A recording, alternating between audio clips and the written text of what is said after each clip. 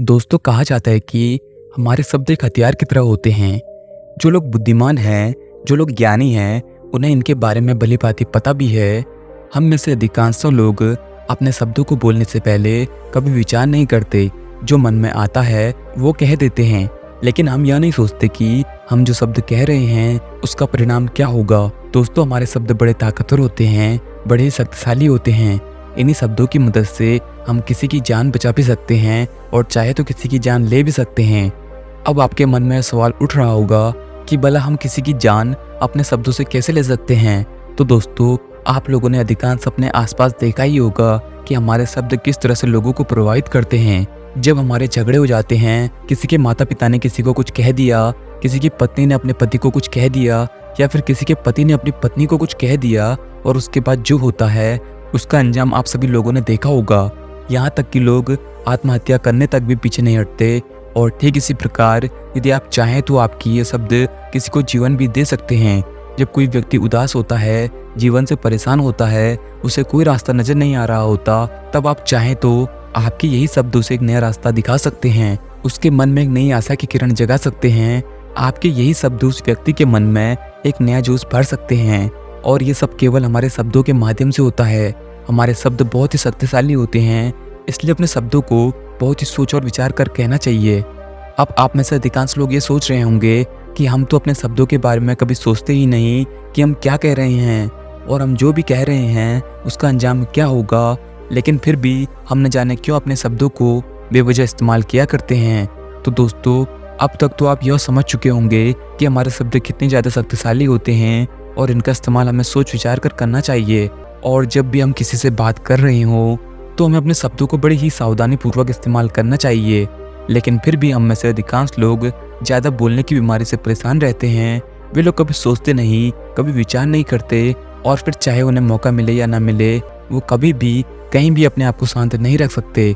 वे हमेशा कुछ ना कुछ कहने के लिए तैयार ही रहते हैं। इसलिए आज की यह कहानी आपको यह बताने वाली है कि हमारे जीवन में कुछ परिस्थितियाँ भी आती हैं जहाँ पर हमें शांत रहना चाहिए, हमें अपने आप पर नियंत्रण रखना चाहिए, क्योंकि ये परिस्थितियाँ हमें मुसीबत में भी डाल सकती हैं।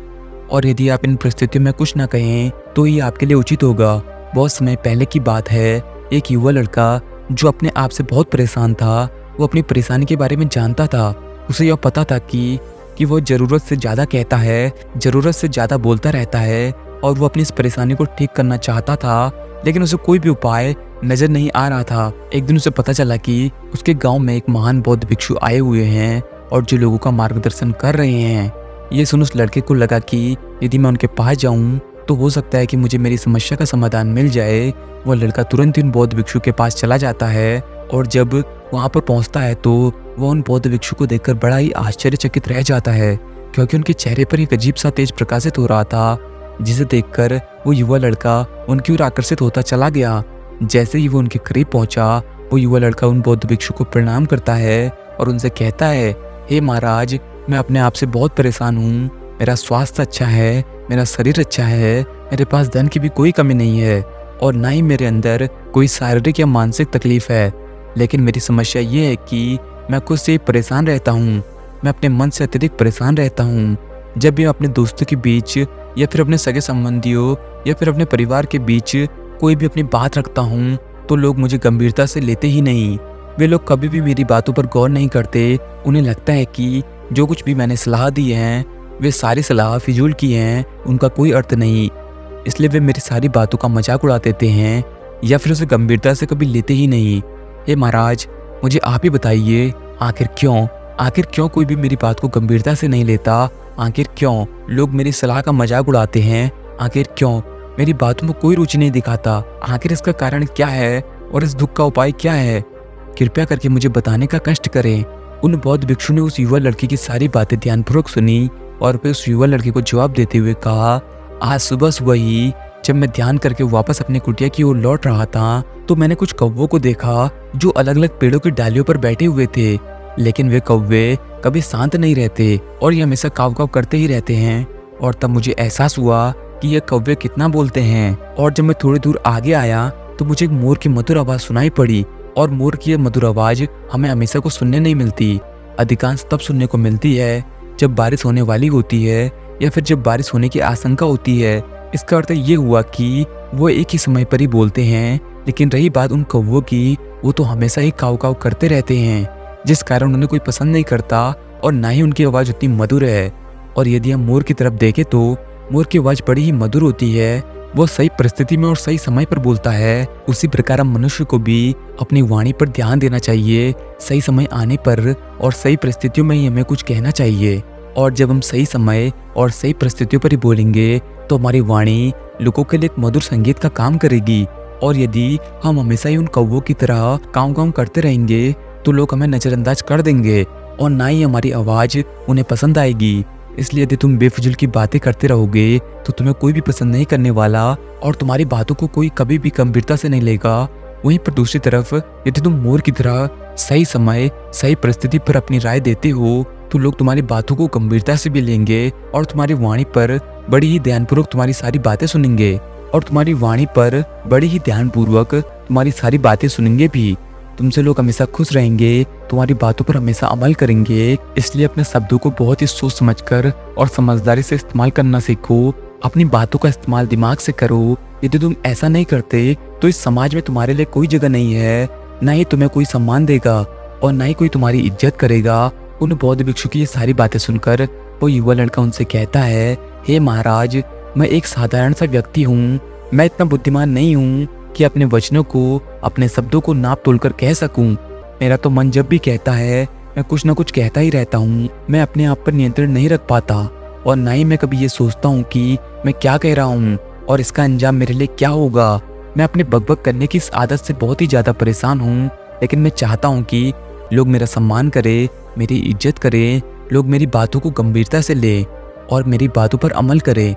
हे महाराज, ऐसा कोई तो उपाय होगा जो आप मुझे बता सकें, जिससे अपने जीवन में उतारने के बाद लोग मेरी बातों को गंभीरता से लेने लगे, मेरा सम्मान करे। उस युवा लड़के की यह बात सुनकर वह बौद्ध भिक्षु मुस्कुराने लगे और इस युवा लड़के से कहते हैं, हे बंते, वैसे तो हर एक मनुष्य को किसी भी परिस्थिति में बहुत ही सोच समझकर कहना चाहिए, अपने विचारों पर, अपने शब्दों पर ध्यान देना चाहिए।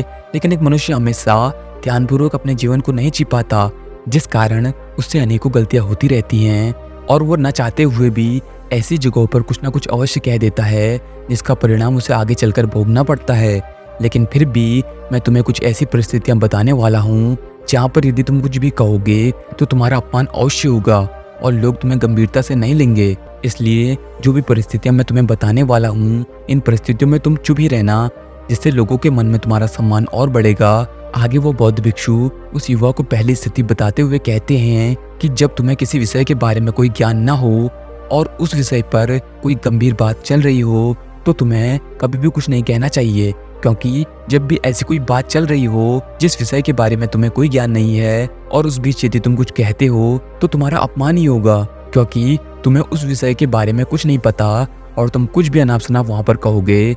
इसलिए ऐसी परिस्थिति में तुम्हें चुप रहना चाहिए। मैं जानता हूँ कि तुम्हारी आदत है बोलने की, जिससे तुम उत्सुकता के साथ किसी भी विषय के बारे में बोलना चाहते हो, लेकिन तुम्हें अपने ऊपर नियंत्रण रखना होगा, अन्यथा तुम्हारा अपमान होने से कोई नहीं रोक सकता और लोग तुम्हें गंभीरता से भी कभी नहीं लेंगे। जैसे मान लो कि कोई व्यक्ति दूसरे व्यक्ति से औषधियों के बारे में कुछ चर्चा कर रहा है जो एक खास बीमारी के लिए बनाई गई है, लेकिन तुम्हें उस बीमारी के बारे में कुछ नहीं पता और न ही तुम्हें उन औषधियों के बारे में कुछ पता है, और इस बीच तुम जाकर के उन्हें ऐसी औषधियाँ बताते हो जिसका बीमारी से दूर दूर तक कोई लेना देना नहीं है। ऐसे में तुम अपनी मान, अपनी प्रतिष्ठा खुद से ही गंवा रहे हो, अपना अपमान खुद से ही करवा रहे हो। ऐसी परिस्थितियाँ जब भी तुम्हारे सामने आए तो तुम्हें शांत रहना चाहिए, शांत होकर उनकी बातों को सुनना चाहिए, क्योंकि सुनना भी एक महत्वपूर्ण कला है। और जब कोई व्यक्ति तुम्हें अपनी समस्याओं के बारे में बता रहा हो या फिर कोई ऐसी परिस्थिति में जब कोई चर्चा कर रहा हो और तुम्हें उस विषय के बारे में ज्ञान ना हो तो तुम्हें ध्यानपूर्वक उनकी बातें सुननी चाहिए, क्योंकि यदि तुमने उन्हें बीच में ही टोक दिया तो उस व्यक्ति से तुम्हारा जो संबंध है वो खराब हो जाएगा और वह तुम पर कभी भरोसा भी नहीं करेगा। लेकिन यदि तुम उसकी बातों को ध्यानपूर्वक सुनते हो, उसे समझने की कोशिश करते हो, तो तुम्हारे और उसके बीच में एक ऐसा संबंध पैदा होगा और ये संबंध सच्चा भी होगा, क्योंकि उसे तुम पर विश्वास है, क्योंकि तुमने उसकी पूरी बातें ध्यानपूर्वक सुनी है, जिससे वो तुम्हारा एक अच्छा मित्र बन जाता है। इसलिए तुम्हें ऐसी परिस्थितियों में शांत रहना चाहिए, क्योंकि तुम बिना कुछ कहे भी एक अच्छा मित्र बना सकते हो। आगे वो बौद्ध भिक्षु उस युवा लड़के को अगली बात बताते हुए कहते हैं कि ये ऐसी परिस्थिति है जहाँ तुमने यदि चुप रहना सीख लिया तो इसका अर्थ ये होगा कि तुमने अपने ऊपर विजय प्राप्त कर ली। और ये परिस्थिति है गुस्से में शांत रहना। हम मनुष्यों की तकलीफ ही यही होती है कि हम गुस्से में शांत नहीं रह सकते, लेकिन हम गुस्से में अपशब्द अवश्य कह देते हैं। इसका पछतावा हमें बाद में ही होता है। लेकिन जिस तरह से धनुष से निकला हुआ बाण कभी वापस नहीं आ सकता, ठीक उसी प्रकार मुंह से निकला हुआ शब्द कभी लौटकर वापस नहीं आता। ना ही उन शब्दों को दूसरे व्यक्ति के मन से कभी मिटाया जा सकता है। इसलिए तुम्हें कोशिश करनी चाहिए कि जब कोई गुस्सा कर रहा हो तो तुम्हें शांत रहना चाहिए, या फिर जब तुम गुस्से में हो तब तुम्हें शांत रहना चाहिए। क्योंकि जब ऐसी परिस्थितियों में हम किसी से कुछ अपशब्द कह देते हैं तो वो जीवन भर हमारे साथ रहता है, हमारे पछतावे का कारण बनता है, मन ही मन हमें प्रताड़ित करता रहता है, दुख देता है। गुस्सा बहुत ही बुरी चीज है और ऐसे समय पर हमारा अपने ऊपर कोई काबू नहीं रहता, हमारी इंद्रियां हमारे वश में नहीं रह जाती। और गुस्से को काबू में करना एक कला है, इसे तुम्हें सीखना होगा। क्योंकि गुस्सा भी हम पूरे ध्यानपूर्वक कर सकते हैं और ध्यान में हमें यह ज्ञात रहता है कि हमें गुस्से में शांत रहना है, अपने ऊपर नियंत्रण रखना है, किसी से कोई अपशब्द नहीं कहने हैं और हमें इस पर लगातार अभ्यास करते रहना होगा। और धीरे धीरे ये हमारी आदत बन जाती है। और जब आप इसे एक आदत बनाने में कामयाब हो जाते हैं तो किसी भी वक्त जब आपको क्रोध आता है तब आप उस पर काबू पा सकते हैं। बिना किसी पर क्रोध किए, बिना किसी को अपशब्द कहे आप शांत रह सकते हैं। और यदि आपको यह आदत अपने अंदर रखनी है तो जब भी आपको क्रोध आए तो आप ऐसा कोई व्यायाम कर सकते हैं, कोई ऐसा काम कर सकते हैं जहाँ पर आपका पूरा ध्यान एकाग्र हो जाए, जैसे भागना, दौड़ना, उछल कूद करना, जिससे आपका पूरा शरीर थक जाए और आप शांत हो जाएं, आपका मन भी पूरी तरह से शांत हो जाए। आप अपने इस गुस्से की ऊर्जा को एक सही दिशा दे सकते हैं और यही एक बुद्धिमान व्यक्ति करता है। क्योंकि आपने देखा होगा जब भी कोई कामयाब व्यक्ति शुरुआती दिनों में मेहनत कर रहा होता है तो लोग उसे ताने देते हैं, उलाहने देते हैं, कई तरह के अपशब्द कहते हैं, लेकिन वो उन पर ध्यान नहीं देता। वो अपने कामों में जुटा रहता है और वहां से आगे निकलने का रास्ता वो बना ही देता है। एक बुद्धिमान व्यक्ति नकारात्मक ऊर्जा को सकारात्मक ऊर्जा में परिवर्तित करना अच्छी तरह से जानता है। आगे वो बौद्ध भिक्षु तीसरी जगह यानी कि तीसरी परिस्थिति बताते हुए कहते हैं कि अधिकांशतः हम लोग भोजन करते वक्त बहुत ज़्यादा बात करते हैं, लेकिन उस समय हमें शांत रहना चाहिए। खाना हमेशा ही इंसान को चुप रहकर खाना चाहिए। महात्मा बुद्ध और उनके सभी भिक्षु भी अपने भोजन को चुप रहकर ही करते थे, शांत और प्रेम भाव से करते थे। वे लोग एक एक टुकड़े का पूरा स्वाद लेते थे, उसका आनंद उठाते। और जब आप इस तरह से भोजन करते हैं तो भोजन का हर एक निवाला आपके शरीर के एक एक अंग को ऊर्जा पहुंचाता है। लेकिन आजकल हम अधिकांश या तो भोजन को बहुत जल्दी जल्दी में करते हैं या फिर कुछ बोलते हुए या फिर सुनते हुए भोजन ग्रहण करते हैं, लेकिन हम कभी भी उस भोजन का पूरा स्वाद नहीं ले पाते। और जब हम इस प्रकार का भोजन करते हैं तो ये भोजन हमारे शरीर के हर एक अंग तक वो ऊर्जा नहीं पहुंचा पाता, क्योंकि वो भोजन आधा अधूरा ही रह गया है, जिस कारण हमारे शरीर में अनेकों बीमारियां उत्पन्न होने लगती है। जरा आप खुद ही सोचिए कि पहले के लोग कितना कम भोजन किया करते थे, लेकिन फिर भी उनका शरीर पूरी तरह से स्वस्थ रहता था, निरोगी रहता था और वे लोग किसी भी कार्य को बड़ी ऊर्जा से करते थे। लेकिन आज के समय पर देखा जाए तो हमारे पास खाने के लिए बहुत कुछ है, लेकिन हम उस खाने को सही तरीके से नहीं खाते और अधिकांशतः लोग तो लगातार खाते ही रहते हैं। लेकिन फिर भी आपने देखा होगा कि उनके शरीर में वो ऊर्जा नहीं होती जो आज से पहले लोगों के शरीर में हुआ करती थी। और इसका सबसे बड़ा कारण यही है कि हम भोजन कभी भी परिपूर्ण होकर नहीं करते, हमारा भोजन अधूरा ही रह जाता है। इसलिए हमें भोजन शांत रहकर चुपचाप रहकर ही करना चाहिए। आगे वो बौद्ध भिक्षु उस युवा लड़के को अगली जगह यानी कि अगली परिस्थिति बताते हुए कहते हैं कि जब कोई बैठक हो रही हो जहाँ पर 4 लोग बैठकर बातें करने जा रहे हो तो तुम्हें अक्सर भी यह देखने को मिलेगा कि जब कोई एक व्यक्ति अपनी बात कह रहा होगा तो 3 उसकी बातें पूरी ध्यानपूर्वक सुनेंगे। और ऐसा ही होना चाहिए, तभी वो आयोजन सफल हो पाएगा और चर्चा के रूप में वो बैठक और आगे बढ़ सकेंगी। लेकिन यदि उन चारों में से कोई एक ऐसा व्यक्ति बैठा हुआ है जो दूसरों की बातों को बीच में ही काट कर अपनी बातें शुरू कर दे रहा है तो वो चर्चा आगे नहीं बढ़ सकती, वो चर्चा विवाद में बदल जाएगी और वो बैठक कभी भी सफल नहीं हो पाएगी। और जो भी व्यक्ति ऐसा कर रहा होगा उसे लोग मूर्ख ही कहेंगे। और यदि आपको अपनी बात रखनी है तो उस पहले व्यक्ति की बात पूरी होने दें। जब तक उसकी बात पूरी नहीं होती तब तक आप अपनी बात शुरू ही ना करें, सामने वाले को अपनी बात बता लेने दें और उसके बाद अपने विचार रखें। यही एक सत्पुरुष होने की पहचान है। आगे वो बौद्ध भिक्षु उस युवा लड़के से आखिरी बात बताते हुए कहते हैं, यह एक ऐसी परिस्थिति है जहाँ पर तुम्हें अवश्य ही शांत रहना चाहिए। मान लो यदि तुम्हारे माता पिता तुम्हें कुछ कह रहे हैं, तुम्हें कुछ अपशब्द भी कह देते हैं या फिर तुम्हें थप्पड़ ही मार देते हैं, तो ऐसी जगह पर तुम्हें शांत रहना चाहिए, चुप रहना चाहिए और उनके प्रति तुम्हें सम्मान दिखाना चाहिए। उनके प्रति तुम्हारे मन में आदर का भाव होना चाहिए। और यदि वहीं पर आप अपने माता पिता का विरोध कर देते हैं, उन्हें कोई अपशब्द कह देते हैं, तो आपका क्रोध तो आगे चलकर कुछ समय बाद शांत तो अवश्य हो जाएगा, लेकिन कही हुई बात आपके मन में हमेशा बनी रहेगी और वो आपको प्रताड़ित करते रहेगी। और यह बात आपके मन में हमेशा रहेगी, आपको दुख देते रहेगी।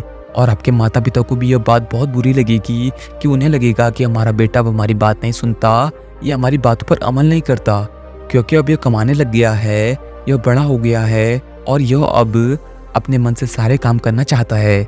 ऐसी न जाने कितनी बातें उठने लगेंगी, न जाने कितने ताने उठने लगेंगे। इससे अच्छा है कि आप शांत रहें, क्योंकि आपके माता पिता आपके लिए अच्छा ही सोच रहे हैं। इसलिए ऐसी जगह पर चुप रहें, माता पिता का आदर करें, कुछ ना बोलकर अपने गुस्से को काबू कर लें। और ऐसी जगह पर आप चाहें तो कोई ऐसा काम भी कर सकते हैं जो आपके मन को एकाग्र कर सके, आपको थका सके, ताकि आपका गुस्सा भी शांत हो सके। और आखिर में वो बौद्ध भिक्षु उस लड़के से कहते हैं कि हमारे शब्द बड़े ही ताकतवर होते हैं, ये बड़े ही प्रभावशाली होते हैं, इसलिए अपने शब्दों पर ध्यान दो, अपने शब्दों को होशपूर्वक कहो, अपने शब्दों पर नियंत्रण रखो और अपनी जीवन शैली को कुछ इस तरह से बना लो कि जब भी तुम कुछ कहो तो पूरे ध्यानपूर्वक कहो।